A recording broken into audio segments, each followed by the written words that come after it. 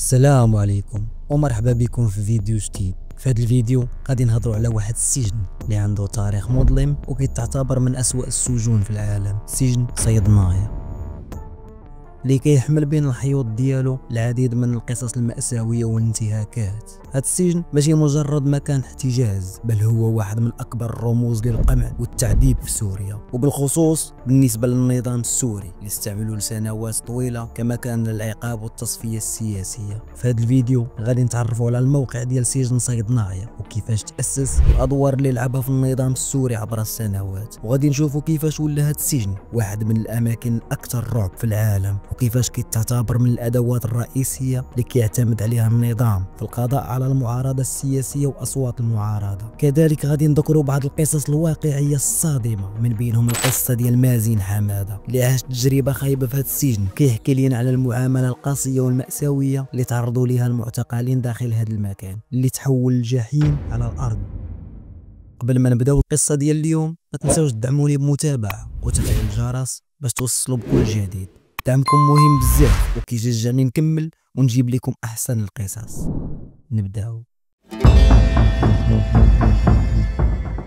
سجن صيدنايا كاين في سوريا قريب من دمشق، هو واحد من أسوأ السجون في العالم. تأسس في 1987 على يد حافظ الأسد، وكان الهدف ديالو في الأول هو تأديب الجنود اللي ما كيلتزموش بالقوانين العسكرية، ولكن مع مرور الوقت خصوصا ملي ولا بشار الأسد في الحكم، السجن تحول أداة من أدوات النظام باش يقمع المعارضين السياسيين والمدنيين. الأعداد ديال المعتقلين اللي دازوا من هذا السجن كبيرة بزاف، وكاين شهادات حية من الناجين يتكلموا على التعذيب اللي تعرضوا ليه. من بين هاد الناجين مؤقتا كاين مازن حماده. السجن كيتميز بالتصميم العسكري المعقد اللي كيخلي السيطرة عليه تكون أسهل بالنسبة للنظام، كيتعتبر مكان استراتيجي مهم لأنه بعيد على الأعين. سمعته في العالم ارتبطت بتقارير منظمات حقوقية كمنظمة العفو الدولية اللي كتسميه بالمسلخ البشري. كيقولوا أن صيدنايا فيه واحد الصمت مميت، ما كتسمع غير الصرخات ديال التعذيب، لأنه فيه معتقلين كيموتوا بطرق وحشية من الجوع والتعذيب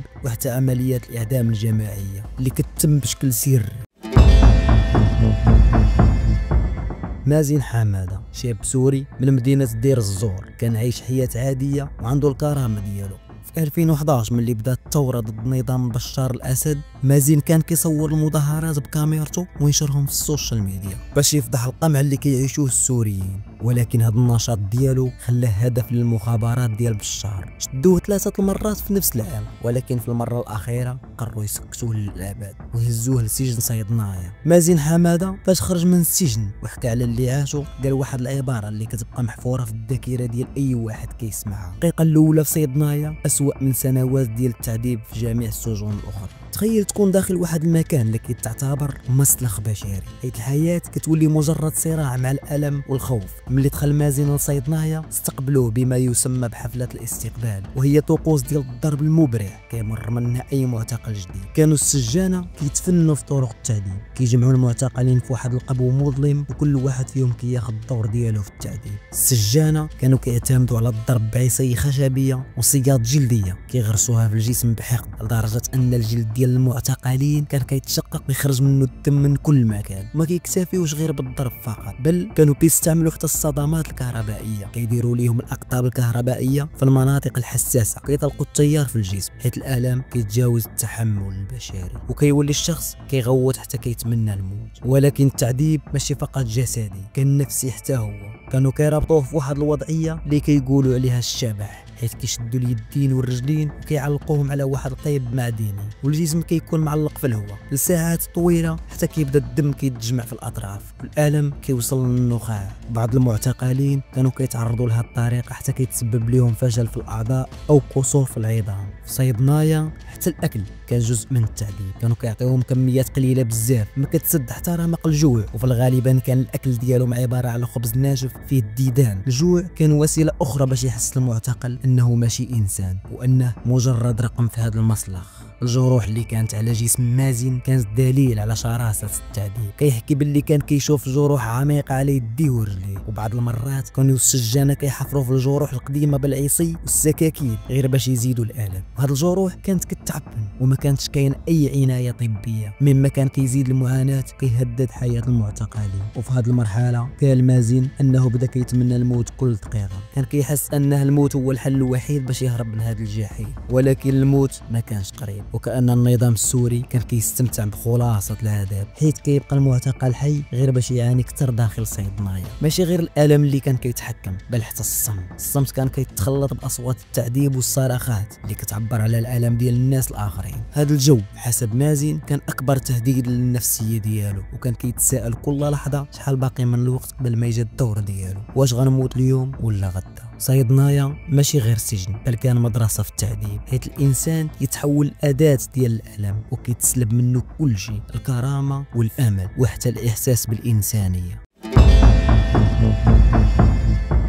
في 2013 من بعد عامين ديال الجحيم داخل صيدنايا خرج مازن بأعجوبة، وكان الإفراج ديالو ماشي بفضل أي عدالة أو رحمة، ولكن بسبب تدخل بعض الأطراف اللي كانت كتفاوض مع النظام السوري إطار صفقات معقدة. الخروج ديالو كان بحال أنه تفادى الموت آخر لحظة، ولكن الأثر ديال التعذيب كان غادي يبقى محفور في الجسد والنفس ديالو طول حياته. مازن ملي وصل لهولندا بدا كيشعر بحالة غريبة، من جهة حس بأنه أخيرا لقى الحرية اللي كان كيتمنى، ولكن من جهة أخرى هاد الحرية كانت محملة بعبء ثقيل ديال الذكريات الأليمة. ملي طلب اللجوء السياسي في هولندا الدولة وفرت ليه السكن والأمان وحتى الدعم النفسي، ولكن هاد الشيء ما كانش كافي باش ينسيه داك الشيء اللي شاف. كان كيشعر بأنه خرج بجسده فقط من صيدنايا، ولكن روحه مازالت مسجونة وسط داك الجحيم. ملي كيحاول ينعس كيتخيل أصوات الصراخ اللي كان كيسمعها في السجن، كيتخيل وجوه الناس اللي كانوا كيتعذبوا قدامه، وكيتذكر التفاصيل الصغيرة اللي مستحيل تمحى من الذاكرة ديالو، العصا اللي كانت كتهبط على ظهور المعتقلين والدم اللي كان كيغطي الأرض وعيون السجانة المليئة بالحقد. هاد الذكريات كانت كتجيه بحال الكوابيس، ولكن الفرق هو أن الكوابيس كتسالى ملي كتفيق، أما مع مازن الكوابيس كانت مستمرة حتى وهو فايق. كان كيشعر بأنه مذنب لأنه خرج وبقاو الأصدقاء ديالو آلاف المعتقلين الآخرين داخل السجن. هاد الشعور بالذنب زاد المعاناة النفسية ديالو، وكبر في الداخل ديالو الإحساس أنه خاصو يدير شي حاجة. وباش يواجه هاد الألم النفسي قرر مازن ما يبقاش ساكت، بدا كيسافر بين بلدان أوروبا بحال ألمانيا وفرنسا حتى بريطانيا باش يحكي قصته ويشهد على الجرائم اللي شافها. حضر لقاءات مع منظمات حقوقية دولية ودار مقابلات مع صحفيين كبار باش يفضح النظام السوري. كان كيشعر بأنه خاصو يوصل الصوت ديال الناس اللي مازالين محبوسين في صيدنايا واللي الأصوات ديالهم ما كتخرج للعالم. في واحد من اللقاءات اللي دارها مازن قال: ماشي أنا اللي خاصني نحكي، ولكن أنا مضطر نحكي لأن داخل السجون السورية ما عندهمش صوت، خاص العالم يسمع لداك الشيء اللي كيوقع باش ما يبقاوش الضحايا مجرد أرقام. مازن كان كيمشي لدول مختلفة وكيحضر مؤتمرات ويناقش مع مسؤولين وصحفيين كبار، وكان كيروي قصص المعتقلين، كيفاش كانوا كيموتوا قدامه، كيفاش كانوا كيتعذبوا، وكيفاش كان النظام السوري كيتفنن في الطرق ديال الإهانة والتدمير النفسي والجسدي. وبالرغم من هذا النشاط الكبير الحياة اليومية ديالو في هولندا كانت صعيبة، حيث كان كيعاني من اضطراب ما بعد الصدمة، الشيء اللي كان كيظهر في أبسط الأمور. مثلا ملي كيسمع صوت عالي كان كيتخلع وكيحس بأنه مازال في جحيم صيدنايا، وكان عنده حتى صعوبات في التواصل مع الناس اللي ما عاشوش نفس التجربة، حيث ما كانوش كيعرفوا الحجم الحقيقي ديال الألم اللي كيحس به. وفي وسط هذا الصراع لقى مازن دعم من بعض أصدقاء والنشطاء اللي تفهموا المعاناة ديالو وكانوا كيدعموه باش يستمر في مهمته، ولكن حتى هو كان كيعاني بوحده، حيث الألم النفسي اللي عاشه ما يمكن حتى شي دعم يمحيه. مازن كان كيعرف أن الطريق اللي اختاروا باش يحكي قصته هو طريق خطير، كان كيتلقى تهديدات متواصلة من النظام السوري، ولكن رغم ذلك كان كيحس أن الهدف ديالو أسمى من الخوف. كان باغي يضمن أن العالم يعرف الجرائم اللي وقعات وكتوقع في السجون السورية، وباغي يساهم في التغيير ولو بشهادته. الهروب من صيدنايا كان بداية جديدة في حياة مازن، ولكن حتى وهو حر مازال محاصر بأشباح الماضي ومعاناة النفس اللي ما كتبغيش تسالي. النشاط ديال مازن حمادة في فضح الجرائم اللي وقعت في صيدنايا والنظام السوري كامل ما كانش امر سهل. كانت هاد الشجاعه ديالو بمثابه شوكه في في جنب النظام اللي معروف بالقمع ديالو اي صوت معارض. كل مره كان مازن كيعطي شهاده او كيدير لقاء اعلامي كان كيزيد يشد انتباه العالم للمجازر اللي كيديرها النظام، وهذا الشيء اللي خلى النظام ما يبقاش ساكت. رجال المخابرات السوريه ما عجبهمش الحال وقرروا يوقفوا هذا الصوت باي طريقه. في البدايه كانوا كيبعثوا ليه رسائل مباشره وغير مباشره، بعضها تهديد وبعض ديالها تهديد واضح حياته حياة الناس اللي كيعرفهم، وبعضها محاولات للايقاع به بالكذب والوعود. كانوا كيقولوا ليه رجع لسوريا، حنا غادي نضمنوا ليك الامان وغنصفيو الحساب مع اللي كانوا مسؤولين على التعذيب ديالك. ولكن مازن كان عارف ان الوعود ديال النظام ما هي الا فخ. في المقابل بداو كيزيدوا الضغط على عائلته في دير الزور. تقرير وشهادات كتقول ان المخابرات السوريه بدات كتراقب العائله ديالو بشكل مكثف وكتعرضهم للتهديد، والاطفال ديال عائلته حتى هما ما كانوش في الامان، كانوا كيتعرضوا لضغوط نفسيه رهيبه. العائله ديالو كانت كتعيش بواحد الرعب يومي وكانوا كيراسلوا مازن باش يحاول يلقى شي حل. كانت الرسائل اللي كيتوصل بها كلها محمله بالخوف والقلق والحسره وحتى اللوم. كانوا كيقولوا ليه انهم كيعيشوا تحت خطر دائم بسببه، وان الحل الوحيد باش يرتاحوا هو يرجع ويواجه النظام. اصدقاء ديالو في هولندا وحتى المنظمات الحقوقيه اللي كانوا كيدعموه حاولوا يقنعوه انه ما يطيحش في هذا الفخ، وكيقولوا ليه مازن حياتك اهم، النظام غير باغي يسكتك للابد، رجوعك غادي يكون النهايه. ولكن مازن كان عنده حب كبير لعائلته وكان كيشعر انه السبب في المعاناه ديالهم. ولكن مازن كان عنده حب كبير لعائلته وكان كيشعر انه السبب في المعاناه ديالهم، وكان كيشوف ان الصمود ديالو هو اللي خلق ليهم هاد المشاكل، وان التضحيه بحياته باش يحميهم تستاهل. كان عارف المخاطر وكان عارف باللي النظام ما غاديش يرحمه، ولكن مع ذلك قرر ياخذ هذه الخطوه القاتله.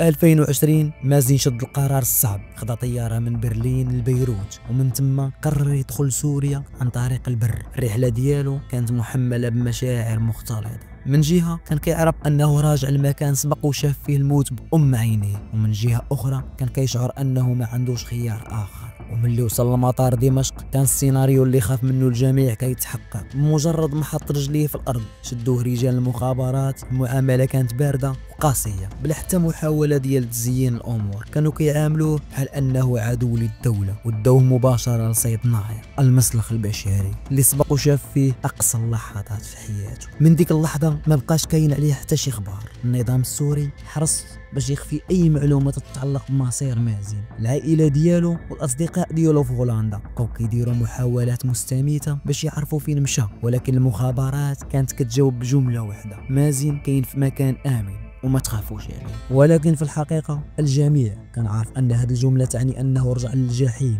وان مصيره بين يدي النظام ما عندوش شفقه. العوده ديال مازن اللي كانت بسبب حب كبير لعائلته تحولت لفخ قاتل خطط ليه النظام بدقه ودار كل شيء باش يسكت الصوت اللي كان كيكشف للعالم الجرائم ديالو.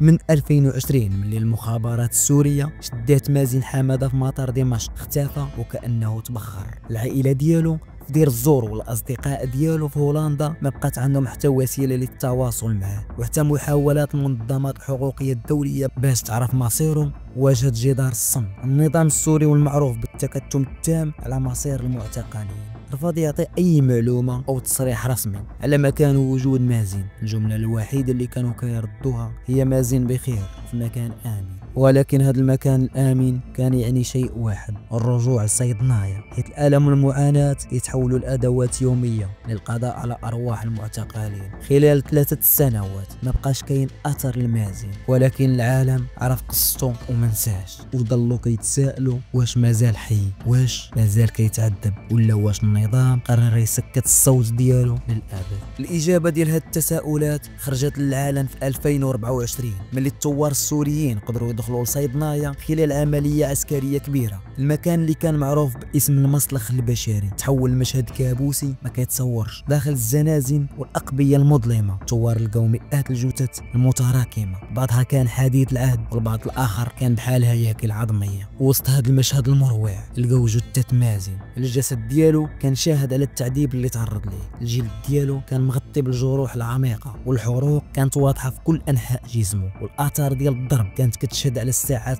طوال ديال التعذيب المستمر، حتى الملامح ديالو ما بقاتش معروفه بسبب التشويه اللي تعرض ليه. الثوار اللي كانوا في المكان قالوا انهم ما قدروش يفرقوا مازن على باقي الجثث الا من بعد ما لقاو وثائق شخصيه كانت مخبيه قريبه منه، وبعض العلامات اللي كانوا الاصدقاء ديالو كيعرفوها، بحال الجرح اللي كان في دراعه من ايام التعذيب السابقه. الجثه ديالو ما كانش غير جثه، ولكن كانت شهاده اخيره على الوحشيه ديال النظام. كل جرح وكل حرق وكل كدمه كانوا كيحكيو القصه ديال انسان ما استسلمش بسهوله، وانسان واجه اقصى درجات العذاب على يد نظام ما كيرحمش. هاد النهايه المأساويه ديال مازن حماده ما كانت مجرد حدث عابر، ولكن صدمه للعالم اللي عرف قصته، واكبر دليل على الجرائم المستمره اللي كيقوم بها النظام السوري ضد المعتقلين. الموت ديالو رجع الاضواء من جديد على المأساة اللي كيعاني منها آلاف السوريين اللي مازالين في السجون، واللي المصير ديالهم كيبقى مجهول. اليوم الجثة ديال مازن أصبحت رمز للمعاناة والصمود، وصوت جديد كينادي للعدالة. القصة ديالو ما خصهاش تسالي هنا، خاص العالم كامل يوقف باش يواجه الوحشية اللي تسبت في موته، ويضمن أن المجرمين اللي كانوا وراء هاد الجرائم يتحاسبوا قدام محاكم دولية. نهاية مازن حماده هي تذكير مؤلم بأنه مازال طريق طويل باش يحققوا السوريين الحرية والعدالة اللي كانوا كيناضلوا عليها.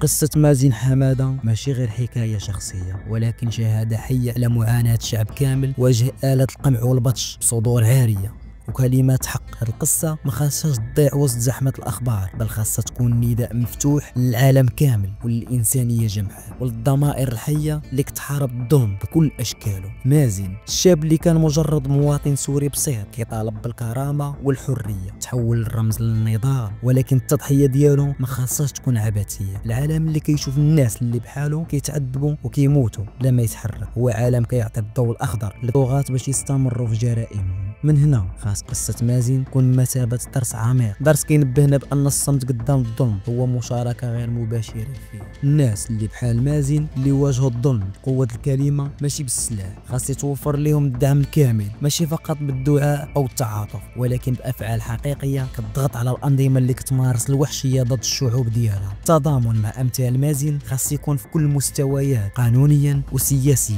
وحتى اجتماعيا، باش نضمنوا أن التضحيات ديالهم ما غادياش تضيع. سجن صيدنايا ماشي غير واحد السجن عادي، ولكن رمز لمعاناة الشعب بأكمله. المكان كان خاص يكون مؤسسة قانونية كتحترم حقوق الإنسان، تحول المساحة ديال التعذيب والقتل الممنهج. كل زاوية في هذا السجن كتحكي قصة، وكل جدار فيه شاهد على وحشية ما يمكنش يتقبلها العقل. هذا المكان كيخلد الذاكرة الجماعية ديال السوريين، ولكن بشكل مؤلم كيدل على الغدر والطغيان. الجرائم اللي كتوقع داخل أسوار صيدنايا هي دليل حي على وحشية نظام بشار الأسد، والنظام الأمني اللي استهدف كل من قال كلمة حق أو حتى فكر يقولها. التعذيب والقتل والإعدامات الجماعية ماشي مجرد انتهاكات حقوق إنسان، ولكن جرائم ضد الإنسانية خاصة تحاسب قدام العدالة الدولية. العالم خاصو يوقف بحزم قدام هذه الجرائم، وماشي غير بالإدانة ولكن بإجراءات ملموسة باش يضمن أن المجرمين يتقدموا لمحاكم دولية. هذه الرسالة موجهة للمنظمات الحقوقية وللحكومات اللي كتعرف وكتسكت، وللشعوب اللي خاصها الضغط على صناع القرار. مازن حماده بحياته وبموته ترك نداء مفتوح للعالم: ما تخليوش الوحشية تنتصر، ما تخليوش العدالة تبقى حلم بعيد. خاص الجرائم اللي كتوقع في صيدنايا كل السجون بحالها توثق وتبقى في ذاكرة الأجيال الجاية، باش يعرفوا شنو وقع،